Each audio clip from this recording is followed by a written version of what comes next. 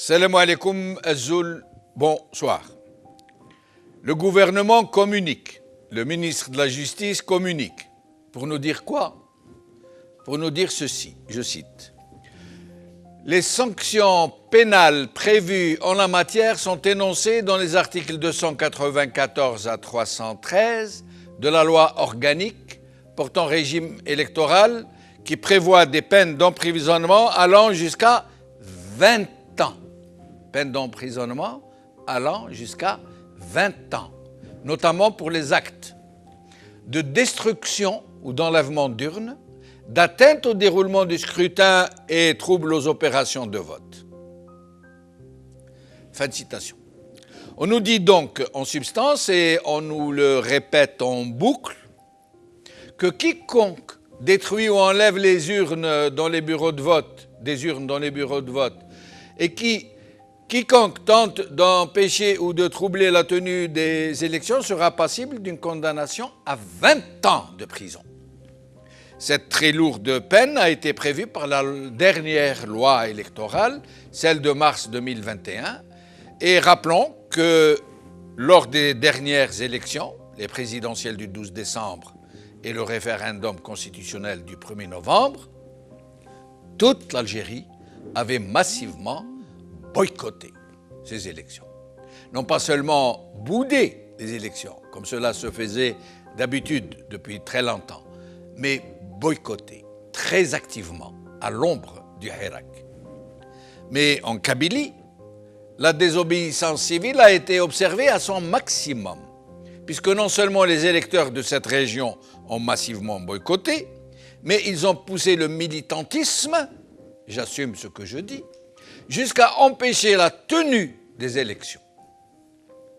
À ceux qui leur ont reproché d'avoir transgressé leur propre profession de foi démocratique et d'avoir empêché les électeurs qui souhaitaient participer à ces élections de pouvoir le faire, les militants kabyles répondent tout simplement que chat échaudé craint l'eau froide, que le régime a de tout temps usé des très rares votes de la région pour frauder, bourrer les urnes, faire voter des militaires de la région dans plusieurs bureaux de vote et faire croire aux opinions publiques, nationales et internationales, que la Kabylie a voté massivement.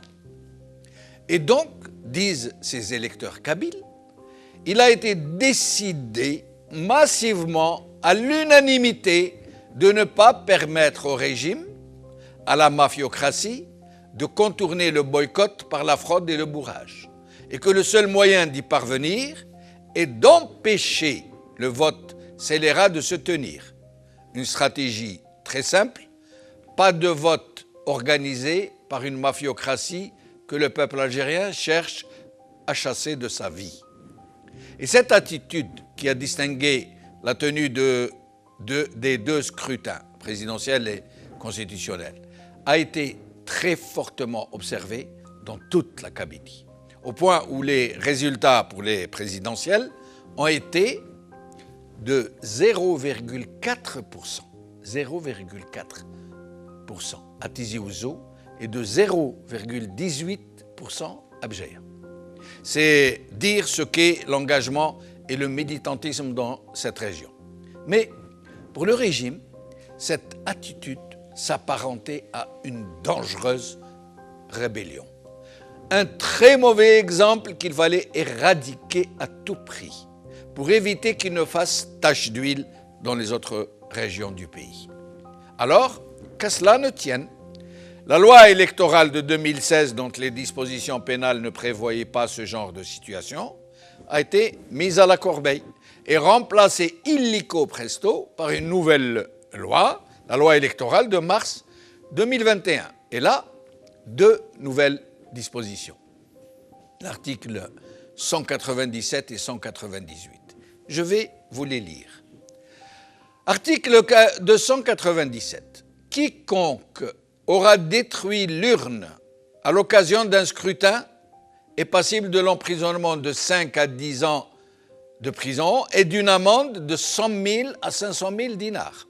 Dans le cas où la destruction a été commise par un groupe de personnes et avec violence, la peine sera la réclusion de 10 à 20 ans et d'une amende de 500 000 à 250 millions de centimes. Article 298. Quiconque aura enlevé l'urne contenant les suffrages émis et non encore dépouillés est passible d'une peine d'emprisonnement de 5 à 10 ans et d'une amende de 100 000 à 500 000 dinars. Dans le cas où cet enlèvement a été effectué par un groupe de personnes et avec violence, la peine sera la réclusion de 10 à 20 ans et d'une amende de 500 000 à 2 500 000 dinars, jusqu'à 20 ans de prison et 250 millions de centimes. Mais la question qui se pose est autrement plus lancinante. Qu'est-ce qui est réellement criminel et qui mérite que le législateur le sanctionne très lourdement? Que la population de toute une wilaya se mobilise pour éviter qu'une élection truquée par avance puisse se tenir et permettre à un pouvoir illégitime de détourner la volonté populaire, de la travestir, de l'altérer, de la truquer, ou alors que des fonctionnaires et des sécuritaires de tout poil soient missionnés pour bourrer les urnes, détourner les bulletins de vote, faire voter les morts, faire gagner qui n'a pas été élu et faire perdre qui a été choisi par les électeurs. Qu'est-ce qui est plus criminel, mes chers amis, et qui mérite d'être sanctionné très lourdement? La logique voudrait que la population qui a permis d'empêcher la forfaiture soit félicitée et que les voyous qui ont bourré les urnes et truqué les élections soient très lourdement condamnés. Or, si le régime a donc prévu de condamner à 20 ans de prison toute une population, si elles avisent encore de préserver la vraie démocratie, il n'a rien changé aux sanctions pénales des fraudeurs. Les articles de cette même loi électorale, qui disposent des sanctions pour les fraudeurs, prévoient des peines de 3 mois de prison à 3 ans de prison et d'une amende de 6 000 à 60 000 dinars. Une peine qui pourrait être portée au double si elle est commise par des agents chargés des opérations électorales.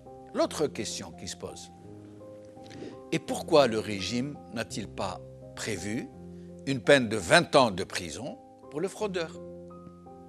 Et la réponse est toute simple, je crois. Le régime ne pourrait plus frauder.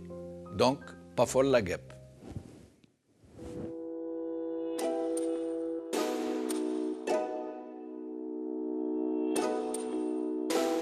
يما كتري من الدعاوي ولادك راهم خارجين يمشيوا على الحرية يما ولادك متحضرين طالبين ديمقراطية هاك الورد زيد الياسمين في مسيرة سلمية عالتغيير معولين اليوم الشعب يدير